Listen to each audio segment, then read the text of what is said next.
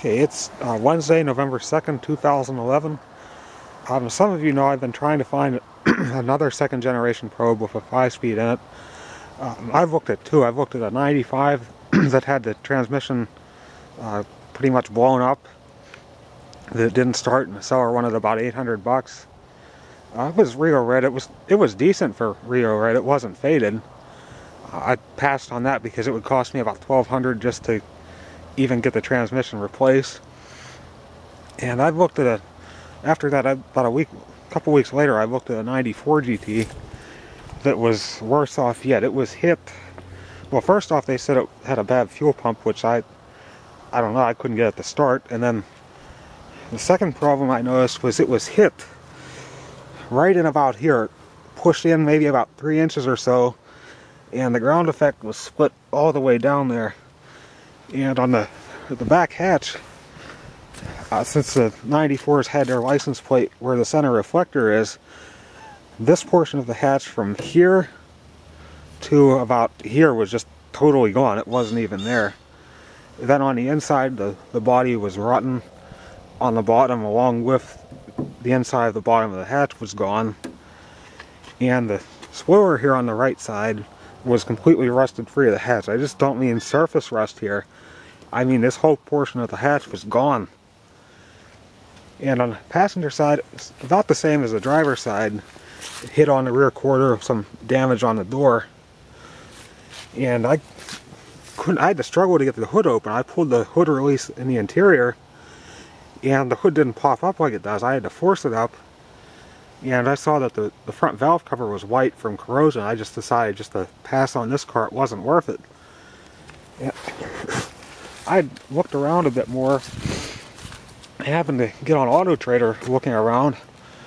And even though I wanted a first-gen car, even though I wanted a second-generation car, I happened to find this at a local dealer. I just bought it yesterday. I don't know too much about it. It got me home, which I was really surprised, but it's not bad for a 91 GL. It's got some rust on it.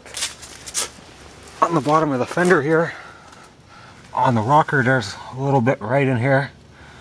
It doesn't look bad, it just looks like surface rust. And back here on the rear quarter, there's a little bit right here, along with the fuel door doesn't close fully, but I'm sure I could fix that. And overall, it's not too bad for an almost 21-year-old car. It does have a new exhaust from the cat back. It was just put on recently. The tires are fairly new. No rot back here on this rear quarter. A little bit down towards the bottom there, towards the rocker panel, but again, that doesn't look too bad. And up here on the front fender, there's a little more there, but I don't think that's too bad either. It is an automatic though. I couldn't find a 5-speed. I've looked. I couldn't find a decent one around here. To put this in perspective, in 4 years, I've only seen 4 of these first generation cars. One was a 3.0 91 LX. A decent enough car, but the transmission was blown and the seller supposedly didn't have the key, so I passed on that one. Then I saw there was a white LX, 90 and 92 LX, had a hole rusted in the door, and the seller just wanted to trade for another vehicle, so I stayed away from that one. And I did see a nicer, I think it was Calypso Green 92 LX that ran a while back but wasn't for sale. So I probably paid too much for that one. I'll admit that, but I figured with the rarity, you had to take the chance when you get it. The interior is not bad. Some little things wrong, but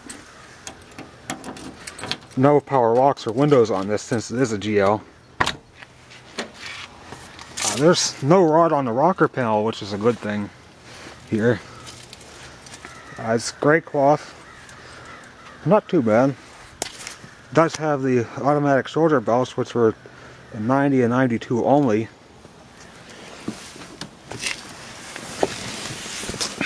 The interior is not bad. 135.8 on this one. The gas gauge doesn't work right now, which I'll have to look into, but I'm sure that's an easy fix. The vents, there's something wrong with them too. I can't get any air to come out of the panel here. I'll have to look into that. Then this car phone, I've got to look into getting this out of here. Maybe I'll leave it in, I'm not sure yet. But aside from the damage in the headliner here and a little tear in the passenger side door panel over there, it's really not too bad in there. It's dirty, it needs cleaned, but I mean, the dash isn't cracked. And here's, from the second generations I looked at, here's the actual difference.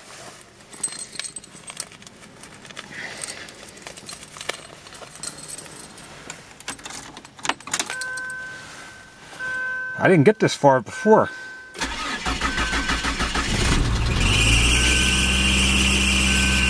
Didn't get that far either. Whatever that noise is, I'm going to have to look into that, but this car does run fairly good and got me home, which was about 20 miles yesterday. So that's more I can say for the others. The seatbelt light is on, so I'll have to check that out. I'm sure that's not a problem either.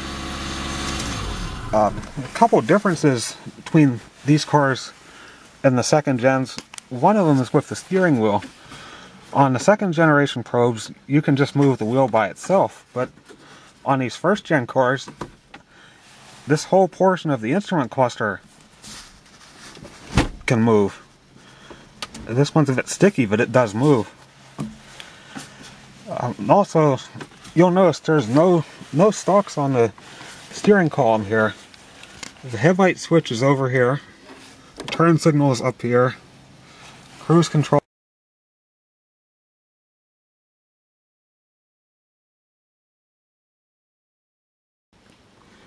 Okay, as I was saying before my card ran out of space here, the headlight controls and cruise control and wiper controls are all on the dash here. There's no stalks like the second generation cars. Rear defrost is down here, not on the center stack like it is on the 93 to 97.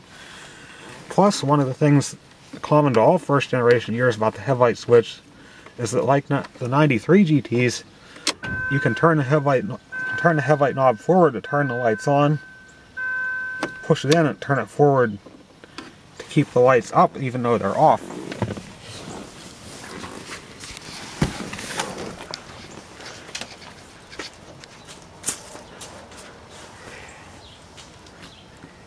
And the lights will stay up now until I turn and switch back.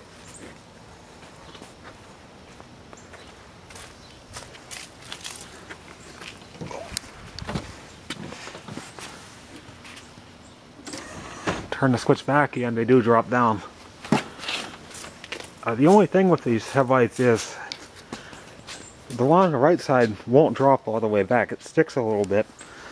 That can be pushed down, but I'm not really concerned with that either. I'm sure that's pretty simple.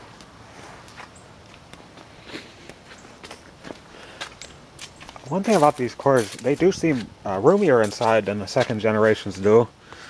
And even though it's a base model, I think it performs just as well, if not better, than the 93 and 97 GTs do. I know that sounds odd for a 4-cylinder, but this car, even though it doesn't run good right now, is really, I've really been impressed so far with what I've seen.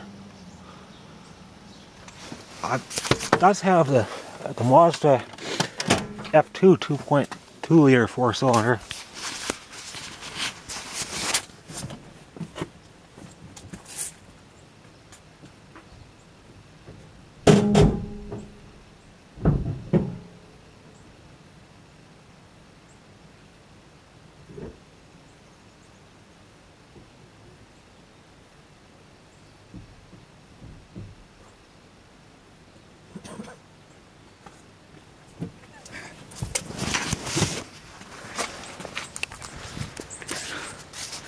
Okay, this is all new for me after being so used to the KL for so many years. But yes, not that bad in here. It needs cleaned up. So a little bit of rust right here. And I did see a little bit starting back here. I don't know how serious that is. Looks like maybe there's some filler on the strut tower here, but I can't really tell for sure just yet.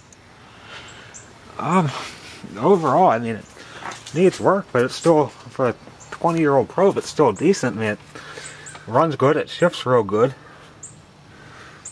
I'll keep everybody updated every time I do some work on it. I plan to post another video. Brian's given FPGT 24 is giving me the motivation I need to get this done. So, Brian, I will get this done, and I will keep everybody updated on this later.